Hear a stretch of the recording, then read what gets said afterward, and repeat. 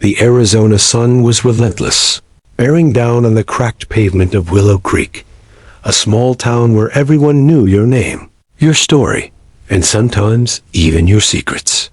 Emily Dawson stood in front of her auto repair shop, wiping her grease-streaked hands on a rag, squinting against the glare. The Dawson Auto and Diesel sign creaked slightly in the dry breeze, and the smell of oil, rubber, and dust filled the air. It was nearing 3 p.m., and the day had been quiet, save for a couple of locals needing quick tune-ups. Emily, 32 and fiercely independent, had been running the shop on her own since her father passed away 2 years ago. Her friends told her to leave town, find something bigger, something better. But this shop, this little corner of the Fey world, was her home. It had her dad's fingerprints on every bolt and shelf. She was tightening the last lug nut on a Ford when she heard the unmistakable chug and wheeze of an old engine limping toward the garage. Her eyes followed the sound until she saw it, an ancient, rust-covered Chevrolet pickup coughing smoke as it struggled to climb the slight incline toward her lot. The truck was clearly on its last breath. It coasted in slowly, finally coming to a stop with a tired groan. Emily set down her wrench and walked over, brushing her hand against her brow to shield her eyes from the sun. The door creaked open, and out stepped a man who looked like he'd lived 3 lifetimes. His clothes were clean but old, a faded flannel shirt tucked into worn jeans, held up by a belt that had seen better decades. His boots were dusty, and his face, though tired, held a certain quiet strength. Afternoon, he said, his voice gravelly but kind. Maine's Joe Hartwell. Truck gave out about 10 miles back, but I coaxed her here. Emily nodded and extended her hand. Emily Dawson, let's have a look. Joe smiled, though it didn't quite reach his eyes. He followed her around the front, and they popped the hood together. Smoke billowed out like an angry ghost. The engine compartment was a mess. Worn belts, leaking hoses, and a fuel pump that was basically a ticking time bomb. Emily whistled under her breath. You're lucky it didn't catch fire. Joe chuckled. Would have matched my luck. Emily gave him a sideways glance, but didn't pry. She'd learned that people often wore their pain quietly, and Joe wore his like an old coat. She ran diagnostics, her hands moving with practiced precision, her mind calculating parts, labor, and time. Finally, she leaned back and sighed. It's gonna need a new fuel pump, some work on the injectors, and I'd suggest replacing the belts and filters while we're at it. Joe nodded. How much? She hesitated. With parts and labor, probably around $1,200. Joe didn't flinch, but his posture changed. Shoulders dropped a little lower, lips pressed into a thin line. He looked away, eyes scanning the horizon like he was looking for something he'd lost years ago. That's more than I've got, he said after a moment. I'm just trying to get to El Paso. My granddaughter. She turns 7 this weekend. Been a long time since I've seen her. Thought I'd surprise her. Emily felt a pang in her chest. She didn't know this man, didn't know his past, his story, or if he was even telling the truth. But something about his voice, the way he said granddaughter, the way his calloused hands gripped the edge of the truck like it was his last lifeline. It stirred something in her. She looked at the truck again. A project, sure, but not impossible. You can leave it here, she offered. Maybe I can take a look later and work something out for less. Joe shook his head. Ain't right to ask that. I've got $60 in my wallet and a gas card that's probably maxed out. I'll figure something out. Emily hesitated. Then, almost without thinking, she said, What if I just fix it? No charge. Joe blinked, like he didn't quite hear her. "You don't need to do that," he said. "I ain't looking for charity." Asterisk, "I'm not offering charity," she replied firmly. "I'm offering a hand. You want to see your granddaughter, right?" He looked at her long and hard, as if searching for a catch. "There's always someone needing help around here," she continued. "You just happened to pull in at the right time." Asterisk, Joe's lips parted, but no words came. His eyes, a tired shade of blue, glistened just slightly. Asterisk, "You sure?" he asked, voice softer now. Asterisk, Emily nodded. "Positive." Asterisk, he reached out and shook her hand, his grip firm but shaking just a little. "You're something else, Miss Dawson." Asterisk, she smiled, already reaching for her tools. "I've been called worse." Asterisk, the repair took a good 5 hours. She worked well into the evening, sweat soaking through her shirt as she replaced the fuel pump, flushed the system, swapped out belts, cleaned out the gunk, and brought life back to the dying engine. Joe sat nearby on an upturned bucket, quietly watching, occasionally offering to help, but mostly just sharing pieces of his story. Asterisk, he'd been a long-haul driver for 30 years, retired early after a back injury. His wife passed a few years back. He hadn't seen his granddaughter since she was 2. His son and he had drifted apart after the funeral. There had been distance, regrets, silence. Asterisk. But then, out of the blue, a letter came from his granddaughter, scribbled in crayon. "Dear Grandpa, I miss you. Please come to my birthday." He couldn't ignore that. By the time Emily fired up the engine and it purred back to life, the stars were already blinking in the night sky. Joe stood there in awe, eyes shining as he listened to the smooth hum. Asterisk, "She sounds like she used to," he whispered. Asterisk, Emily nodded, wiping her hands clean. "She'd get you to El Paso. No problem." Asterisk, Joe turned to her, and for a moment, he seemed lost in emotion. Then he reached into the cab, pulled out a tattered photo of a little girl in pigtails, and handed it to her. "That's her, Sarah."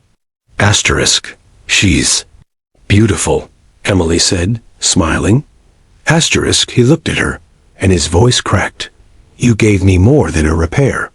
You gave me time I thought I'd missed." Asterisk, Emily felt her throat tighten. "Drive safe, Joe." Asterisk, he nodded, sliding into the cab. As he pulled away, the headlights casting long shadows on the quiet street, he leaned out the window and called, "I'll find a way to pay you back. That's a promise." Asterisk, she waved, watching until his taillights disappeared into the night. Then she stood alone under the stars, heart strangely full. Asterisk, she never expected to see him again. Not really. Not until the package arrived. Weeks later. 3 weeks had passed since Joe's visit, and life had settled back into its usual rhythm at Dawson Auto and Diesel. Emily barely had time to think about the old man in the rusted Chevy truck. The shop had picked up speed, again a busted transmission. On a Dodge Ram, 2 inspections for the high school's driver's ed cars, and the usual stream of regulars who trusted Emily more than any dealership. Asterisk, but on a cool Thursday morning, just as she was unlocking the front gate, she noticed a package propped up beside the shop door.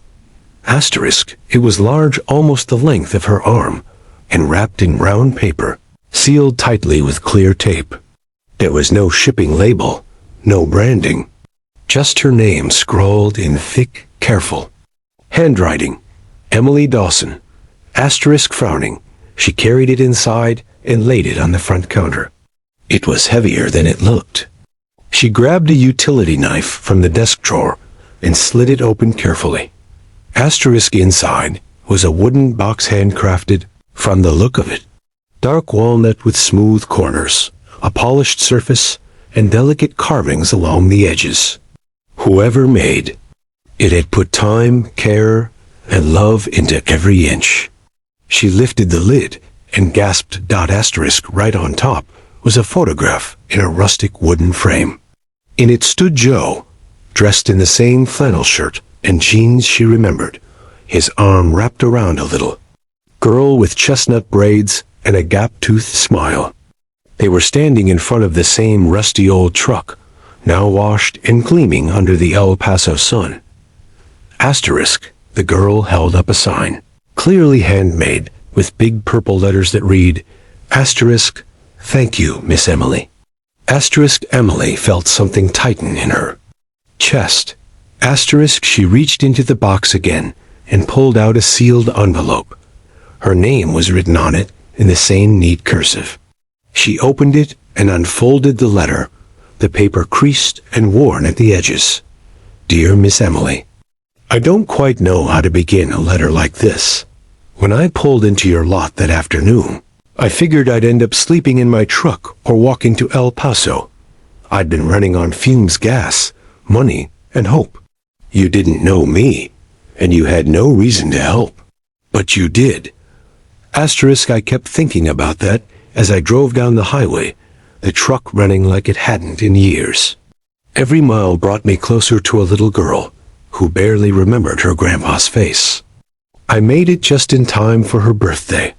Asterisk, when I walked through the door and saw her eyes light up, something inside me healed. Her hug, it made all the years melt away. And that moment happened because of you. Asterisk, you said you didn't want anything in return, but I couldn't let your kindness go unanswered. After the party, I called a lawyer and sold off a small patch of land my father left me years ago. Not much, but it was mine. And now, part of it is yours. Asterisk enclosed is a check. It's not enough to repay what you gave me, because how do you put a price on a second chance? But maybe it'll help your business, or give you a little cushion. When the days get hard, asterisk you see people every day. Fix their problems, send them on their way. But what you did wasn't just mechanical, it was human. It was heart. Asterisk thank you, Emily. You didn't just fix a truck, you changed a life. Joe Hartwell. Asterisk Emily sat there, stunned, the letter trembling slightly in her hands. She blinked away the moisture in her eyes, her breath catching in her throat. Asterisk, beneath the letter, nestled in the box, was a check. When she saw the amount, her eyes widened. $10,000. Asterisk, it wasn't just generous, it was life-changing. Asterisk, her shop had been on the edge lately. Between supply costs, taxes, and repairs to the aging building, she'd been quietly juggling overdue bills. She hadn't told anyone, not even her best friend, that she'd been considering selling the place her father built. The place where she learned to turn a wrench at age 10, sitting beside him as he worked late into the night. Asterisk, she held the check against her chest and looked around the garage. Oil-stained floor, rows of dusty tools. A calendar with a photo of a 1969 Mustang she kept meaning to replace. The ghost of her father's laughter still echoed here, especially late at night when the world was quiet. Asterisk, and now, this, a stranger, touched by a simple act of kindness, had reached back across time and space to offer her hope in return. Asterisk, she walked outside and looked out toward the horizon, where the highway stretched past the edge of town.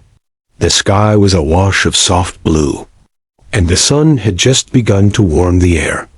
Asterisk, for the first time in a long while, Emily felt light.